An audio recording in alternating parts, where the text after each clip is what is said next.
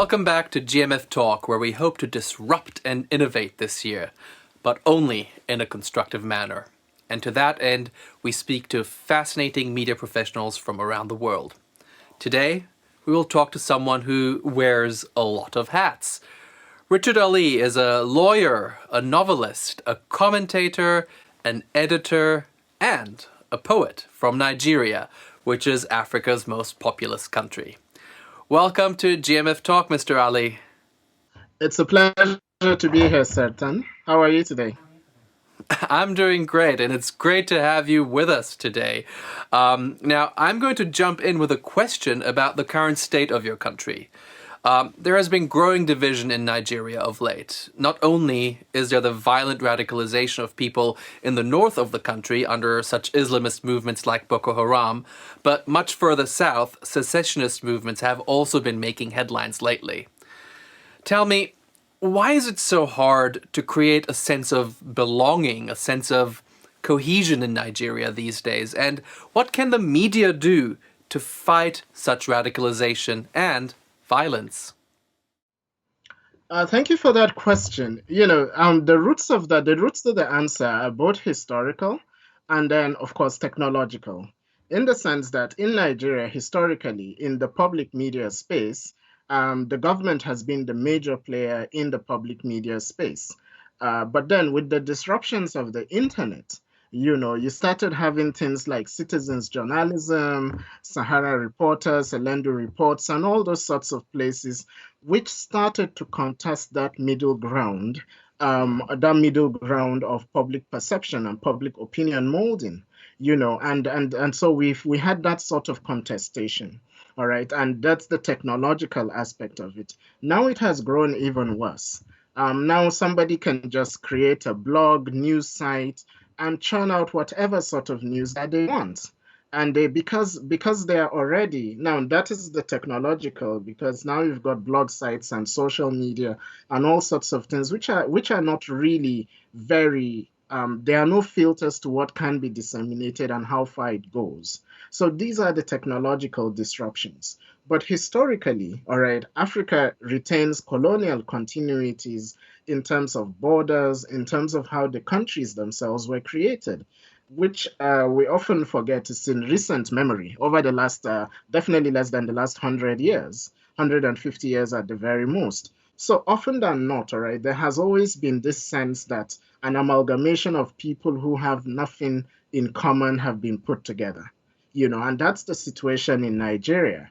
And often than not, this is what makes it worse is you've got divisions such as ethnicity. Of course, there are three major ethnic groups amongst over 300 others who are really outsized, ranging 40 million people, and against some who have just 200,000.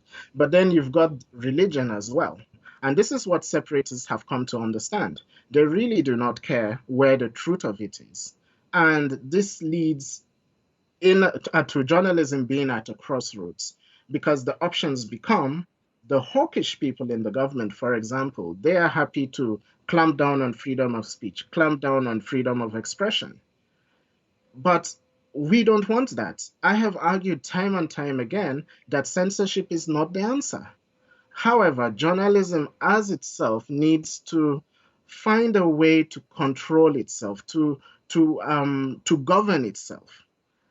But this gets more difficult when you have players on the field who have no sense of journalism ethics, but are relying on the freedoms that journalism provides. So the way forward is to be clear. One, censorship is not the way to go, but it is important for the ethics of journalism, mainstream journalism, solutions journalism, hearing the other side. It's important that these are mainstreamed in the blogs, in the social media pages, and anybody who comes under the protections of journalism ought to have the responsibilities of journalists historically. Now, amid all this, one of the ways that Nigerian President Muhammadu Buhari is reacting to all this division and disruption in the country is to limit communications, like you mentioned yourself. And there is a famous Twitter ban in Nigeria and other media clampdowns. Is this really helping anyone? What is the thinking behind that? Absolutely not. Absolutely not. It's not helping anyone. And I have argued all through my career over the last 10, 15 years that trying to limit freedom of speech in whatever form, whether it's a Twitter ban for whatever purpose, is both counterintuitive and counterproductive. Because what happens often than not is that when public spaces like Twitter, which has its issues, we have to quite be clear. I personally think Twitter is a very toxic environment. I personally think so. But banning it will not do.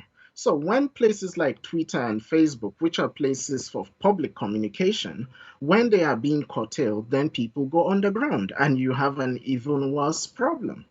So I do not think that President Buhari's Twitter ban was the smartest thing that this government has done. It's actually the dumbest thing that they have done because using VPNs, people are there having a field day, and it's almost ridiculous, you know. So we have to step away from this and we have to look at these solutions.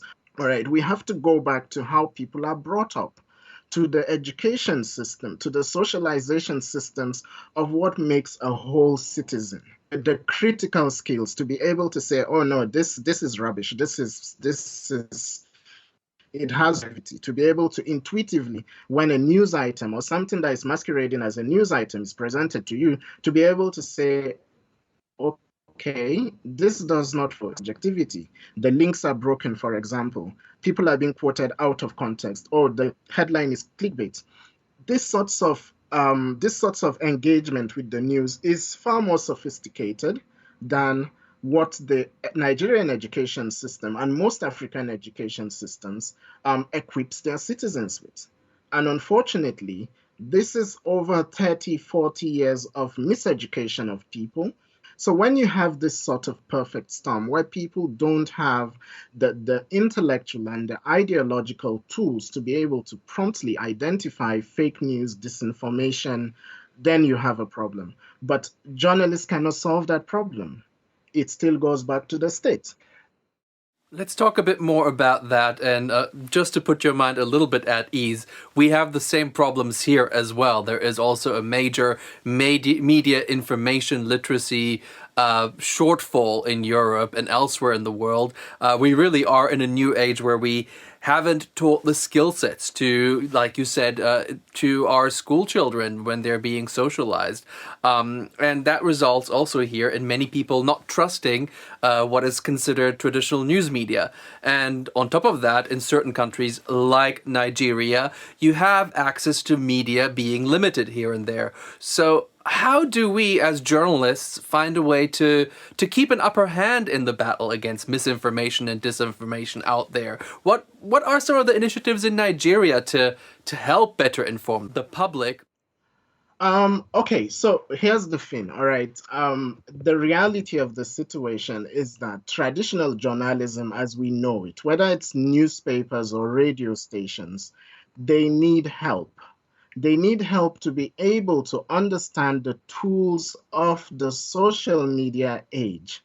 So it is important for these organizations that are rooted in the ethics of journalism to be supported, to go out of their way to be able to understand how this social media networked world works, to achieve virality, to be able to build trust in the population, such that, when somebody sees a piece of news, they should say, what does this outlet say about it? Because it's a long process of building trust, and this is really, really important.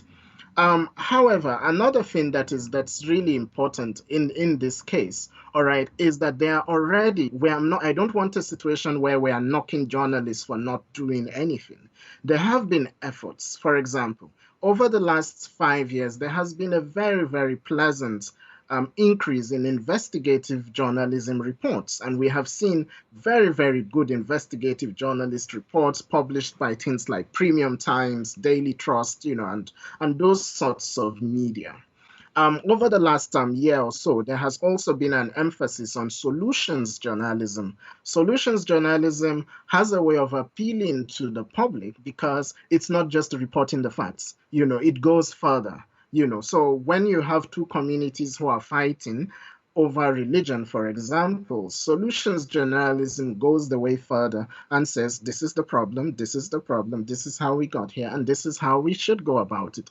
By emphasizing those people who are centrists, all right, which leads to the third issue. It is important for journalism to mainstream centrist views, not the extremists. Journalism needs to contest the middle ground of public perception with the extremists. Unfortunately, the extremists have had a head start, but with journalism having been here 200, 300, 500 years, I definitely think that it's a challenge that we would meet in the same way we have met other authoritarian challenges over the last 500 years. Like I said, we have the same problems here as you do in Nigeria. People seem to want to retreat into their intellectual silos, and these are fueled by echo chambers. Then again, those echo chambers are fed by information, misinformation, disinformation, clickbait, all these things. And, sometimes honest journalism is even dragged into that. But can we do something against that together? Can we have a global solution? Can we have a transnational solution? What are some ways that you are trying to bring people and the public back together? Yeah, there are things that we can do, and I can speak from my perspective and the things I've been trying to do. The first thing is, of course, that news is local. The effect of social media and the disruptions of the internet it has created communities, an endless number of communities, which often than not, by their very definition, excludes other communities, even when they're in the same geographical, national, and whatever space. All right. So if we come to it that all news is local and it has to be relevant to those places, then it breaks the communities by creating lines of engagement because we're all interested, for example, if there's going to be a storm tomorrow, regardless of what community you belong to. If there's going to be a political storm or a literal storm, they are interested. So we need to come to a place where we think in terms of building bridges between communities, which is not easy. We need perhaps a global push, all right, to mainstream the ethics of journalism, not just to the journalists themselves. Whether we like it or not, citizens journalism it cannot be put back into the bottle. So we need a mainstream, global, regional, perhaps partnership where perhaps it is workshops for young children who are in secondary school between the ages of 10 and 16 who are in the press club, who are interested in social studies, social sciences, government. And perhaps if we had more of those things where they would be exposed to hearing the other side, to be able to reference their stories better, then I would bet that those people will go on to be the citizens journalists of the future. But a situation where we are cutting journalism, uh, closing up spaces, that will not do. But we need to build links between communities and we need to be interested in the future of journalism, which is local. Very important. Okay. So think local is what I take away from that. And I'm afraid we are fresh out of time now. Thank you so much for talking to us today, Mr. Richard Ali. It's an absolute pleasure, certain, and I hope the weather is better in Europe soon. Thank you very much. Yes, we've been suffering with that. And as ever, thank you to our audience for following the latest DW Global Media Forum content. We look forward to getting your input, so please do comment on this video and make sure to check out our next episodes. Until next time, it's goodbye.